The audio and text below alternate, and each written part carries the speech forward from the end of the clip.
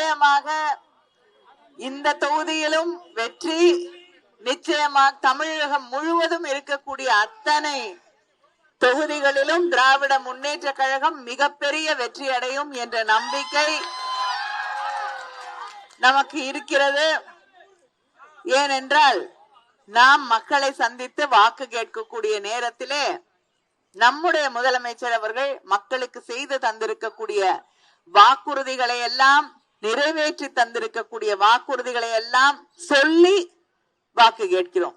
இங்க இருக்கக்கூடிய சகோதரிகளுக்கு மகளிர் உரிமை தொகை தருகிறேன் என்று சொன்னார். 1000 ரூபாய் மகளிர் உரிமை தொகையை 1,31,00,000 சகோதரிகளுக்கு தந்துவிட்டு வாக்கு கேட்கக்கூடிய முதலமைச்சர் நம்முடைய முதலமைச்சர் அண்ணன் தளபதி அவர்கள்.